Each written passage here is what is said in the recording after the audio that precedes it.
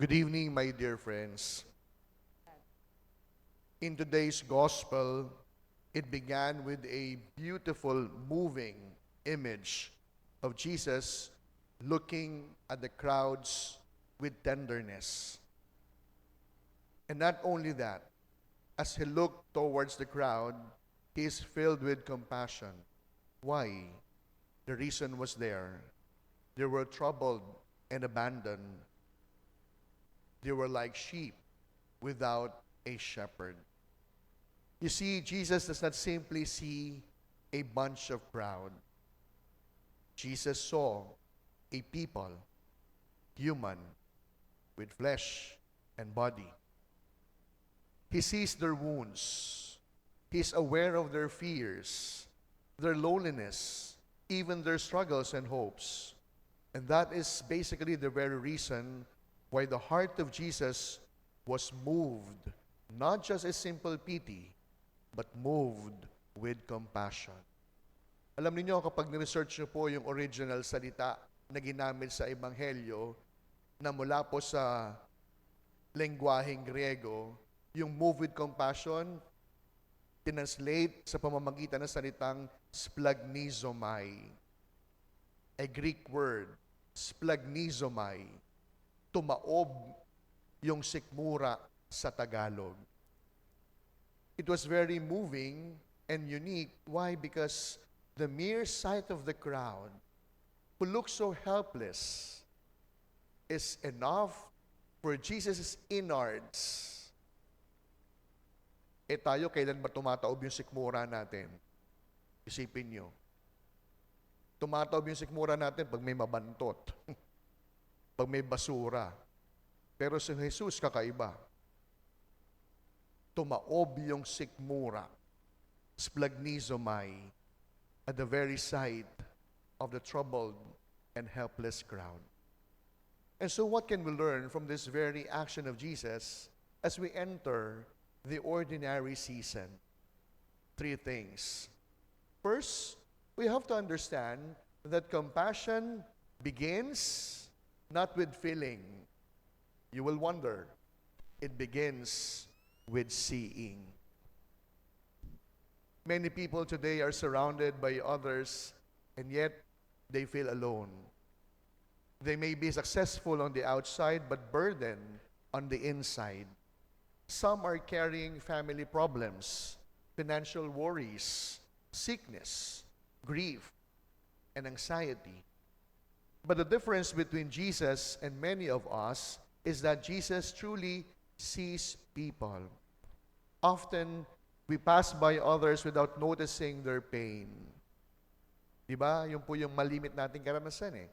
Kapag nadaan tayo sa kalye, meron nakahandusay, ang unang sasabihin, ay, kawawa naman. Lagi yun po yung ating immediate reaction. Ay, kawawa naman siya. We hear words, but we do not hear their cries. That is why yesterday, the Sacred Heart of Jesus taught us to look at others not with judgment, but with compassion. A priest once said, the greatest poverty is not the lack of money, but the greatest poverty is the feeling that nobody cares. Ito po yung pinakamahirap. Hindi yung wala kang pera. Kundi ang pinakamahirap, yung walang taong pwedeng maawa sa'yo. Walang tao na pwedeng sa'yo ay dumamay. Kaya alam niyo, flex ko lamang po. Malimit ko po itong sinasabi sapagkat gusto ko pong hindi nyo lang maunawaan, kundi nyo laging tatandaan. Mapalad tayo sa penya. Sapagkat hindi tayo mayaman, alam niyo yan, wala tayong ganong kadaming pera, pero i-flex ko lang, hindi tayo madamot. Ngayon na nga lang po, no? Natutuwa po ako. Napakaganda po ng araw ngayon. Today, we do not only celebrate the 11th Sun in Ordinary Time, but also this morning, we have celebrated the Immaculate Heart of Mary. Because yesterday, we celebrated the Sacred Heart of Jesus. And today, we also celebrate in a special way the feast of Saint Anthony. May tinapay po dyan sa baba. That is how Saint Anthony wanted to be remembered. Hindi lamang sa mga nawawalang bagay. Ibig po ni San Antoniong maalala siya sa pag-abot ng tulong sa kapwang nangangailangan. But that will be for later. At ito po yung unang itinuturo sa atin ng ating pagdiriwang ngayong gabi. Compassion begins not with the feeling, but it starts with seeing. And indeed, Jesus cared so much. Jesus calls us to care the way He cares for people. Second, we are also being reminded that the harvest is not scarce. In fact, the harvest is plenty. Why? Because after seeing the crowds, Jesus tells His disciples, the harvest is abundant, but the laborers are few. The harvest refers to people who are longing for God, searching for meaning, waiting for hope. And many think that missionary work belongs only to priests, to religious sisters, and missionaries. But Jesus speaks to all of His disciples. Why? Because every Christian has a mission. Every baptized is called to be a missionary. That is why the parents who are here, you're first and foremost missionaries to your children. The teachers, you are sent for your students. Friends are in fact missionaries to one another. Church workers are missionaries to their respective communities. Sometimes the most effective preaching is not done from the pulpit, but the most effective preaching can be done through kindness, patience, forgiveness, love, and service. I'm sure you would all forget my homily because people may tend to forget all the sermons, but they will never forget the genuine love and care they have experienced. Third, freely you have received, freely you must ought to give. At the end of the gospel, Jesus sent out the 12 and told them, without cause you have received, without cause you are to give. You see, my dear friends, as what Saint Teresa would say, everything is a gift. Everything we have is a gift from God. Sige po, isipin niyo po ngayon yung bagay na meron kayo na hindi bigay ng Diyos. Isipin po niyo yung mga bagay na ini-enjoy natin na hindi galing sa Diyos. May naisip po kayo? Meron. Dapat. Isa lang. Yung ating kasalanan. But everything belongs to God.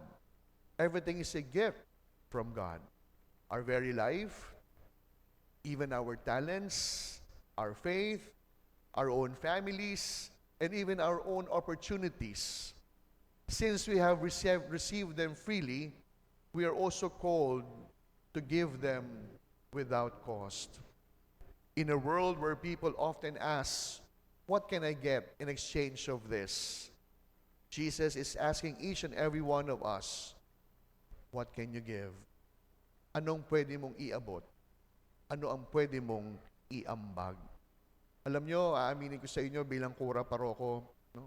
Natutuwa po ako, hindi lamang po sa dumadami yung mga taong nagsisimba na.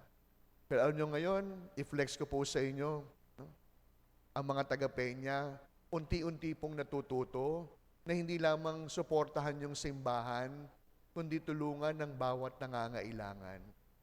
Aaminin ko po sa inyo, ang tanging nagpapakilig na lang po sa akin ngayon, pag mahabang pila ng mga tao sa offertory. Pag po tinitingnan ko po yung mga taong nag-aalay, alam nyo, natutuwa po ako. Bakit? Minsan pag titignan mo, mukha namang hindi mayaman, pero nandun nakapila, bitbit yung kanyang sobre sapagkat gustong magbigay. Kaya dito sa Peña, siguro, sabi ko, malamang kaya siguro natututunan ng mga taong magbigay kasi ngayon nakakaroon silang tumanggap. At yun po ang isang sign na ang pamayanan lumalago, hindi lamang sa pananampalataya, kundi yung pamayanan lumalago sa tunay na kabanalan. Kaya bilang kura paroko, proud na proud po ako kapag nakikita ko ang mga tao hindi lang nagsisimba, kundi kahit walang maiabot, mag-aambag upang makatulong para sa iba. As we continue our celebration, my dear friends, today Jesus looks upon our world with the same compassion He had towards the crowds. And He's still saying to all of us, see people with my eyes, love people with my heart, and serve people with my hands. May we not only admire the compassion of Jesus, but in this Mass, we ask for the grace to imitate how Jesus loves, to serve how Jesus serves, to forgive how Jesus forgives. And may we hear the very call today, the harvest is abundant.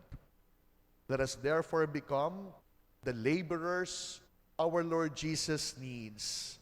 Laborers bringing hope to the discouraged, laborers who comfort the suffering, and the laborers who love, who bring the love of God to everyone they meet.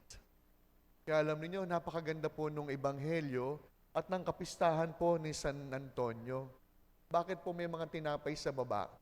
Hindi po para kainin natin. Mamaya po makakatanggap kayo ng tinapay, hindi para iuwi.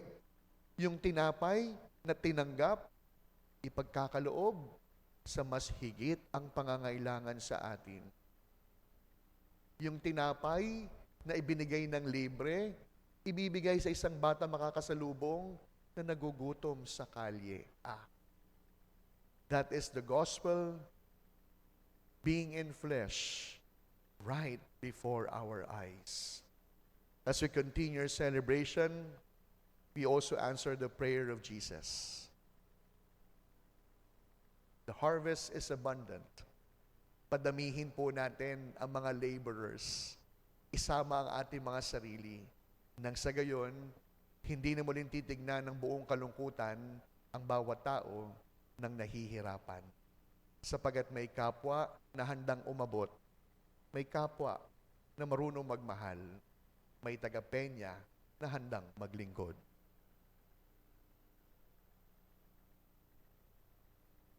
Amen. Amen.